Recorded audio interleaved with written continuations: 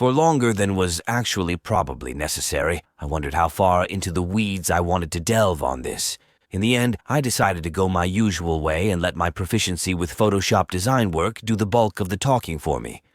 So, as you can see, I've arranged the value strata of the economy into tiers according to the proof of value requirement per a given transaction, meaning how easy it is to convince a given person to make a certain deal. For instance, the bottom tier's value proof is absolute, meaning the value of each item thereupon is intrinsic, meaning their utility is baked into their very nature, and their value would be self-evident to any prospective buyer on the planet, meaning said transactions require absolutely no extra proof of liquidity whatsoever.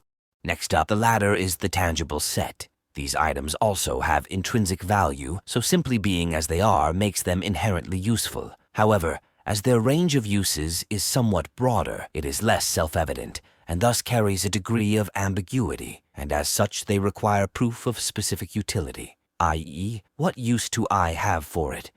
You will note the further up the chart we go, the more abstracted and therefore nebulous the value metrics become. Third tier, non-fungibles. Though these items have little or no value in and of themselves, they are still physical commodities, or are based on such, and so cannot be readily replicated or forged without specialty equipment, expertise, and/or permission, and so hence the tier's name.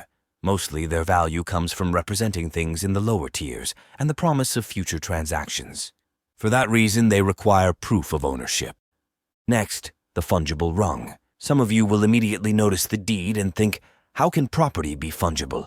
Because anyone can just as easily produce a counterfeit deed or certificate as they can a dollar bill, as that's all any form of fiat currency is, a fungible token. And as such, to be considered valid, they require proof of authority, which leads us nicely into the fifth and final step in our abstracting journey, intangibles, aka unrealized assets, literally things that have not yet materialized in reality, wholly conceptual representations of future value potential that require proof of past value returns. And there you have it. Of all the 90-plus videos on this channel, this is one of only about 3 or 4 whose script I've managed to keep confined to a single page.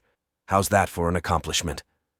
Also, as I was writing this, we just passed over the 600 subscriber mark, so I just wanted to quickly take this opportunity to say thank you to all new and old members of my little arcane Wolfe pack. Hopefully we can keep that upward trend going, and until next time, stay safe, stay sane, and stay solvent. Adieu.